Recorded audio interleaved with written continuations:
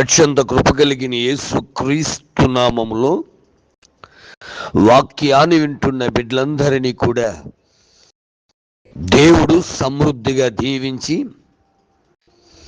ఆశీర్వదించును గాక. ఆమేన్. ప్రియ దేవుని బిడ్డలారా, మొదటి తెస్సలోనికి రాసిన పత్రిక 5వ అధ్యాయము 16వ వచనమునందు ఈ విధంగా రాయబడి ఉంది. ప్రతి విషయమందును కృతజ్ఞతాస్తుతులు చెల్లించుడి. నిజమే, మన స్తుతుల మీద ఆసీనుడై ఉన్న దేవుడు మన స్తుతి ఆరాధన అంగీకరించి అద్భుతాలు చేయగలడు.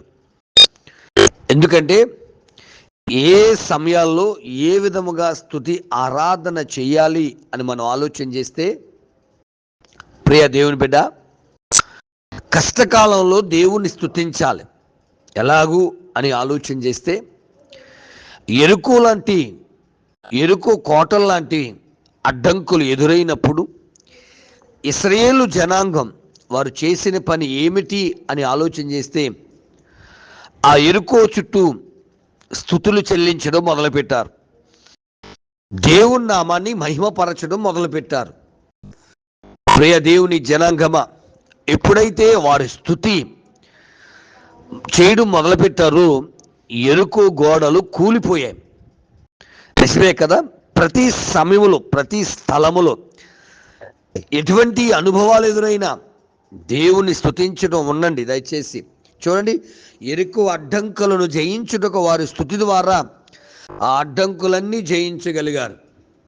2వ దినవృత్తాంతాలు 20వ అధ్యాయము 22వ వచనంలో మరి యెహోషాపాతు నాయకత్వంలో శత్రుదేశపు రాజు వారి మీదకి యుద్ధానికి వచ్చినప్పుడు యోధా వారందరూ కూడా దేవుని స్తుతించడం ప్రారంభించారు. పసిపిల్లలు, పెద్దలు అందరూ కూడుకుని మరి ప్రార్థించడం ప్రారంభించారు. ఎప్పుడైతే వారు స్తుతించారో, వారు పాడుటకును స్తుతించుటకును మరి లేచి నిలబడినప్పుడట యెహోవా వారి పక్షమున మాటుగాండ్రను పెట్టి ఆ యుద్ధమందు యూదా వారికి జయమిచ్చినట్టుగా చూస్తున్నాం. బ్రదర్, ప్రతి విషయంలో అనగా కష్టకాలంలో కూడా నువ్వు స్తుతించు. అర్థం చేసుకుందామా? కష్టకాలంలో యెహోషాపాతు స్తుతిస్తున్నాడు. కష్టకాలంలో ఇశ్రాయేలు జనాంగము స్తుతిస్తున్నారు. ఇంకా చూస్తే పౌలు శీలలను చెరసాలలో వేసినప్పుడు వారు ఆ మధ్యరాత్రి వేళ పాటలు పాడుతూ దేవుని స్తుతిస్తూ ఉండగా ఆ చెరసాల మరి పునాదులన్నీ కదిలిపోయినట్టుగా మనం చూస్తున్నాం. ఈ ఉదయకాల సమయంలో నీ నోటి స్తుతి ఉంటే, నీ నోటి స్తుతి ఆరాధన ఉంటే, ఎటువంటి ఆటంకమైనా సరే నా దేవుడు మరి దాన్ని ఆశీర్వాదకరముగా మార్చేస్తాడు. మరొక మాట తెలియజేస్తున్నా, యోబు గారు తన జీవితంలో భయంకరమైన కష్ట స్థితికి ఎదురైంది. పిల్లలు చనిపోయారు, ఆస్తి అంతా పోయింది అంటున్నాడు కదా. యెహోవా ఇచ్చెను, యెహోవా తీసుకొనెను, యెహోవా నామమునకు స్తుతి కలుగును గాక. స్తుతి ఆరాధన యోబు జీవితంలో ఒక భాగమైపోయింది. యోబు జీవితంలో ఒక భాగంగా మారిపోయింది. కనుకనే ఆ స్తుతి ఆరాధన ద్వారా యోబు గారు రెండంతల ఆశీర్వాదాన్ని పొందుకున్నారండి. దైవ జనాంగమా, నువ్వు ఏ స్థితిలో ఉన్నావో, ఏ పరిస్థితుల మధ్య ఉన్నావో, మరి ఈ ఉదయకాల సమయంలో నా దేవుని సన్నిధిలో నీకున్న స్థితిని బట్టి స్తుతిస్తే, నీకున్న పరిస్థితిని బట్టి నువ్వు స్తుతించడం మొదలు పెడితే, దేవుడు తప్పకుండా తన కార్యములను, తన అద్భుత కార్యములను నీ కుటుంబములో, నీ జీవితములో చేయుటకు సిద్ధంగా ఉన్నాడు. మొదటగా కష్టకాలంలో దేవుణ్ణి స్తుతించండి. రెండవదిగా గమనిస్తే, ప్రియ దేవుని బిడ్డలారా, రెండవదిగా గమనించినట్లయితే దావీదు భక్తుడు రాస్తున్నాడు. కీర్తన 9వ కీర్తన 1వ చరణం మనం చూసినప్పుడు దయచేసి దావీదు దేవుని స్తుతించున్నాడు కదా. 2వ దినవృత్తాంతాలు 5వ అధ్యాయము 13 నుంచి 14 వచనాలు చూసినప్పుడు కూడా అక్కడ వారందరూ స్తుతించినప్పుడు మరి దేవుని యొక్క మహిమ మేఘము ఆ మందిరమును ఆవరించిందంటండి.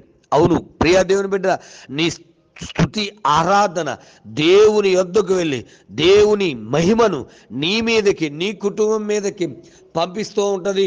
శిష్యులు కూడా గమనిస్తే దయచేసి వారు స్తుతి చేసి లూకా సువార్త 19వ అధ్యాయం 38వ వచనంలో మరి శిష్యులందరూ కూడా దేవుని స్తుతించి ఆరాధించిరి అనే మాట మనకు కనబడుతుంది.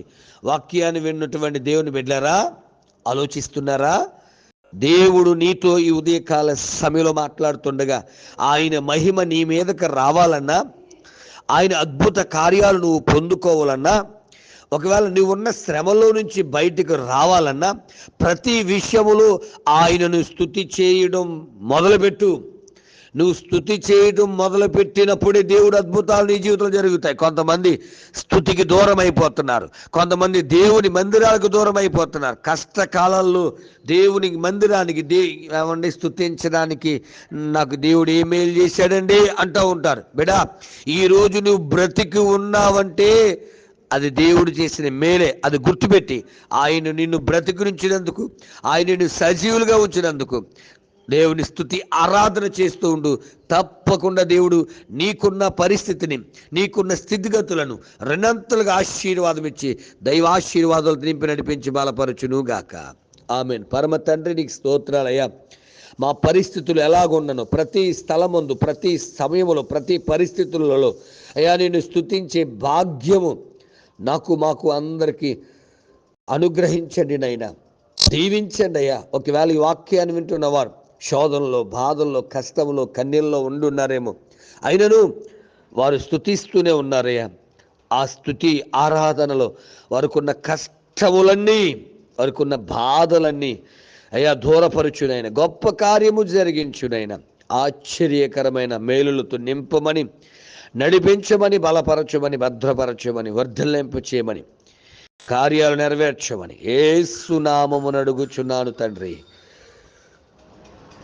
ఆమేన్. ప్రార్థన అవసరం కొరకు నా సెల్ నంబర్ 9866958571. ప్రభు కృప మీకు తోడుగా ఉండును గాక. ఆమేన్.